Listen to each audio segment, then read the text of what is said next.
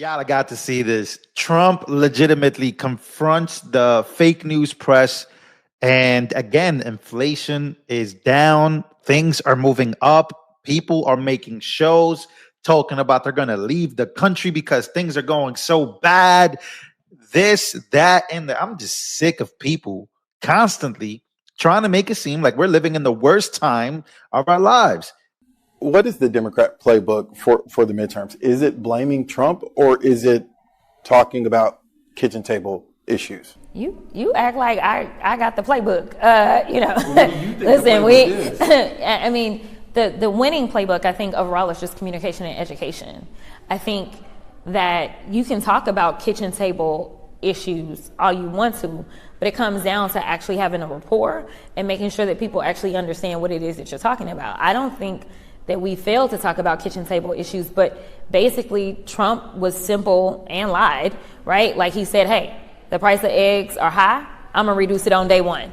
It was a very simple message. It was a lie. We're going down now. I mean, after they went up through the roof. Listen here, you dumb bitch. Update. Egg prices have now declined 62% since President Trump's inauguration day, saying they were $6.55. They are now $2.52 per dozen. Massive win. The media ignored this story once it got good for Trump. Much like the media is attempting to ignore this story about Cory Booker. Watch as Cory Booker salutes the California Democratic Party convention. I was reliably told that this makes you a Nazi. This is exactly what Elon Musk did when CNN's top story was Musk makes Nazi salute gesture for weeks. Will Cory Booker get the Elon Musk treatment from the media? I'll be waiting for the Democrats to condemn this. And it all mostly comes from the same people that Trump is about to confront right now with the inflation reports. He's going to bring out the laptop and confront them. But let me ask you this. Ever since Trump took office, how are you feeling? How is life treating you? We're in May, entering June in a few days. How is life going for you? Are you planning on leaving the country? Are things bad? I don't know. Let's see. From, Joe Kiernan and Rick Santelli. This just came out, and we'll just play that for a second. Oh, my God, he's playing the clip. Personal income is up 0.8%. That is almost triple the expectations. I'll tell you that the income numbers, really, for the first 4 months of the year, they're stellar. They're really stellar. I mean, I could go back and look at the first 4 months of many different years. Really very strong numbers, and you're right. This administration is criticized for just about everything under the sun. I've never, ever in my lifetime had glimpses into the politics of an administration in the form of transparency like this one. Why don't we be, give credit where credit is due? Income really shooting up. Rick, I also thought He's playing the clip from CNBC, talking about the Dow Jones, talking about the earnings, talking about how much money people are bringing in home, right? After many people have predicted all of this to be not predicted. I think they're not even making predictions. They're just flat out wishing that things can go bad so they can say that they were right. Meanwhile, that's not really the case. That's the whole point of this video that Trump is showing. everybody was going to get one last order of imports that were going to be tariffed, and they were loading up on things. How the hell they already fix the trade, or not fix it, but to cut it in half? That's crazy. So there wasn't a lot of front loading of things that they needed before the tariffs hit. Yeah, I'll tell you what, it really does call into question some of the conventional wisdoms. And, it's going to be interesting to see what happens next month when we get this number, or we see some of the other numbers like current account, see how they fared. Because I don't know, I've been watching these numbers a long time. I don't think I've ever seen the trade deficit cut in half in 1 month.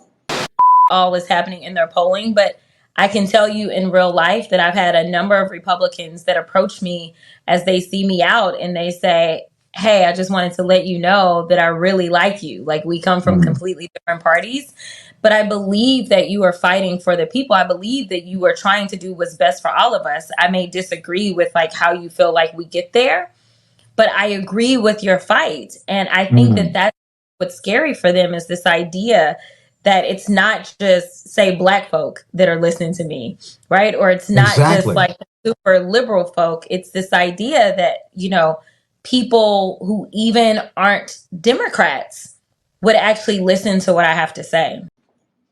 Not bad. Right? Not bad. Come on, guys. So you see, most of them, they didn't really want to clap.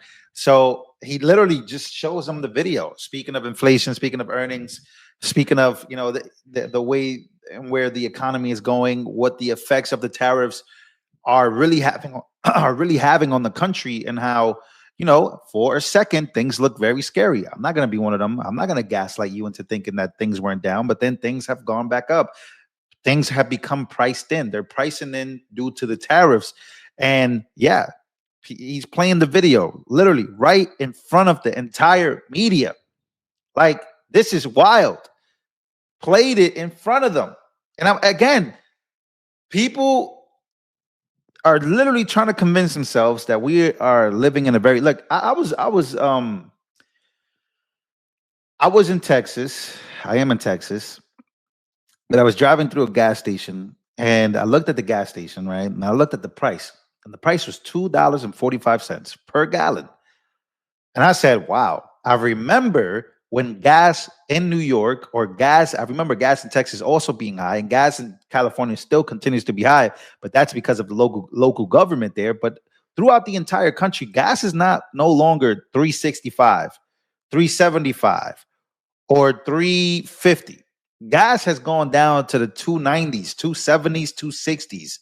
And in these areas that I live in, they're down to $2.45. So again, the price of living, there's a whole bunch of pardons. There's this stop on and conversations that they're trying to have, so we don't go to war, so more people don't die. Cleaning up the border, trying to clean up the immigration system, whether you agree with it or not. A lot of people voted for it. It's not pretty, but it's something that a lot of people voted for it to be happen. Even immigrants who have been here legally and want a legal system, because they know what happens when you let in people unvetted. Cayó la ley, carnal. Cayó la ley. Hijo de su puta madre. Anda allá. La migra. Córrele, córrele.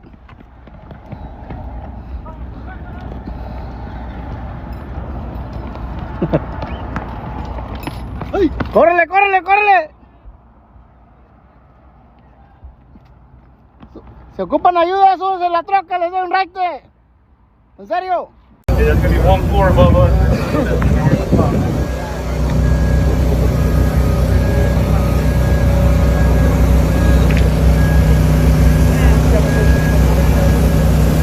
So again, however it is, or whatever you think it may be, a lot of people get mad at Trump for doing these types of things, where he shows you the actual video, the actual report. Like, this is where we're going.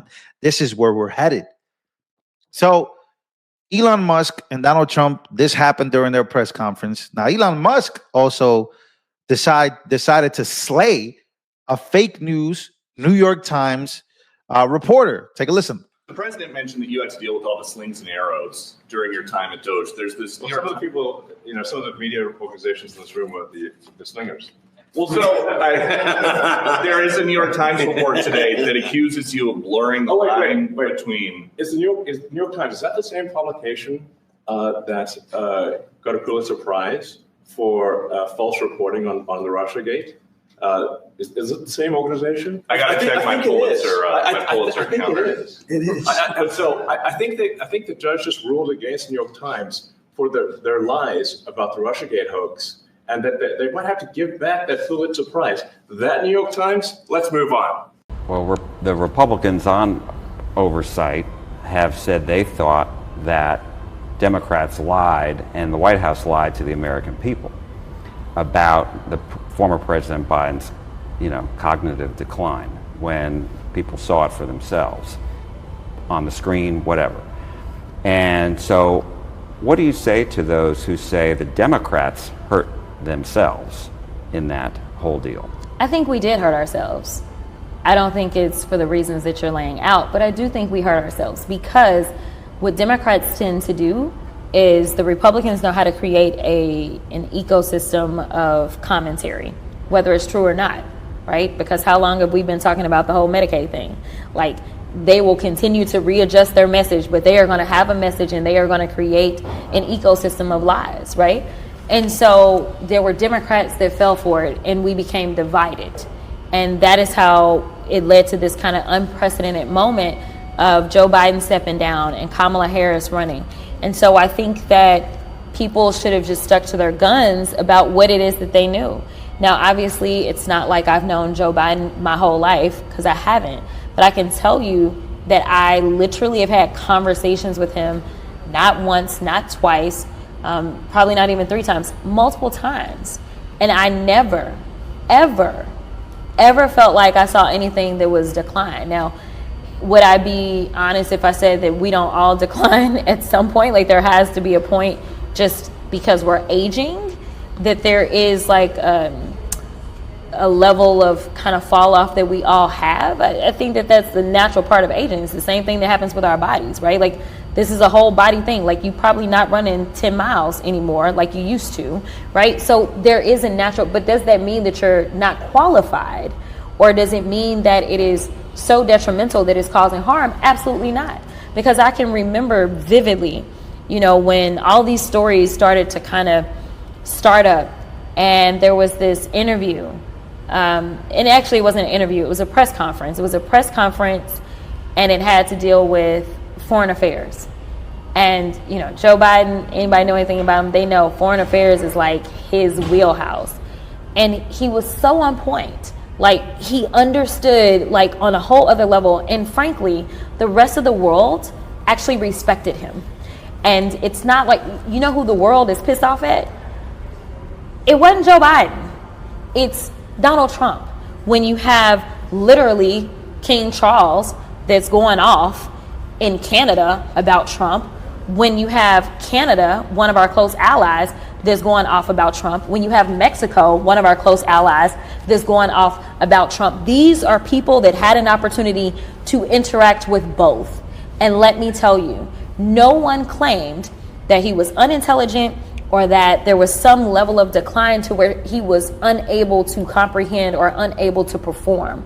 That did not exist. And so the fact that we buy into these false narratives, the fact that we're even having this conversation when literally Joe Biden is not the president, and right now whatever harms that are going to be suffered by the American people have nothing to do with Joe Biden, because we didn't have to worry about the stock market crashing every other day when Joe Biden was in office. We didn't have to worry about whether or not people were going to have their Medicaid when Joe Biden was in office. We didn't have debates about whether or not people would have Social Security when Joe Biden was in office. So let me tell you, if Joe Biden was like mentally deficient in some way and he was still able to keep this sucker on the tracks, then give me a mentally deficient Joe Biden any given day over Donald Trump. The president mentioned that you had to deal with all the slings and arrows during your... Let's move on. Here I come. Oh, here I come. Oh. So again, whether you agree with Elon Musk or not, here he is calling out New York Times. And again, many of why these videos have become very popular is because the mainstream media for years has just not been, they haven't been honest. They've been on the other side of dishonesty and trying to take down Trump or whatever Trump can do or whatever. Trump has become the most, I think the media does it on purpose because they need the ratings at this point. That's what I'm starting to think. I don't think any of these people actually hate Trump, but again. It isn't perfect. No candidate is, by the way. But we have to understand what the alternative is here. If elected to a second term, Donald Trump would prosecute anyone he deems an enemy, unleash troops on protesters, and essentially unravel the rule of law as we know it. And this time, he plans to align his administration with people who will actually help him do it. But sure, Joe Biden is 3 years older and occasionally trips over things. Look, there's a lot to be concerned about right now when it comes to a second Trump term. The speeches are getting much more disturbing and much more unhinged, and we should all hear it that way. It's also important to talk about all of this and important to call it out. But there is nothing more important than digging into his actual plans. I wasn't aware that he was also a doctor, but he included this line, basically questioning the cognitive abilities of Joe Biden. And that has been the major focus of coverage about the Hur report. Now, I'm also not going to sit here and pretend that the president is a young sprite. He isn't. He would tell you he's not either. He's 81 years old. It's not a narrative, it's a fact. And the constant questioning about his age is one of the biggest challenges that his campaign faces. They know that. But let's not forget who 81-year-old Joe Biden is running.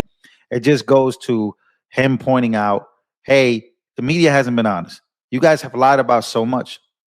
And you guys keep lying about inflation. You guys keep lying. You guys keep putting it in people's heads that they have to leave the country. Again, the reason why I keep bringing up people claiming that they're leaving the country is because I'm watching videos of YouTubers losing their minds talking about they're leaving the country.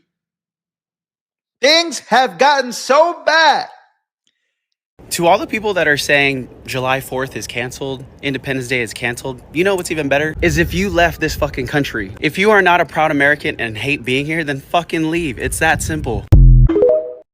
But that's the machine. The machine that Elon Musk is talking to, directly that he's talking to, that's the machine that he's talking about. The machine of the mainstream liberal media, where a whole bunch of liberal activists, progressive activists, got jobs in these offices, in these New York Times, some New York Post, LA Times, CNN, MSNBC, right? ABC. You go, just mainstream media outlets as a whole have been hijacked by the progressive and liberal ideologies.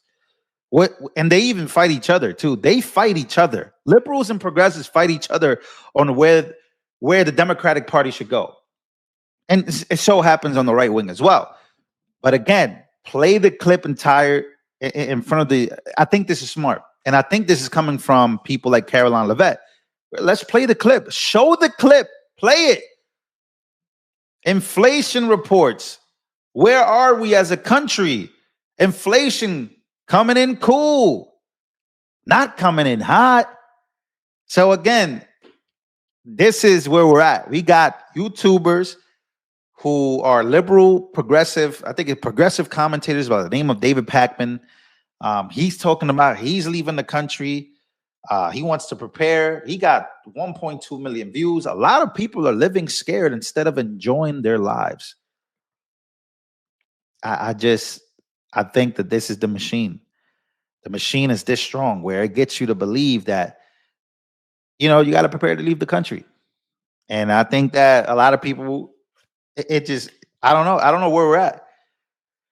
Naturalized citizens are scared. Why? Why should they have there been naturalized citizens that have been deported? Somebody point me to that story. I haven't read that one yet. I think it could be any of us next. Martha's Vineyard resident Jane Catch held a sign yesterday at the Vineyard Haven terminal warning visitors. The island has a history of supporting people who are different, supporting immigrants. Everyone in this country is entitled to due process, whether they have paperwork or they don't. I think it could be any of us next.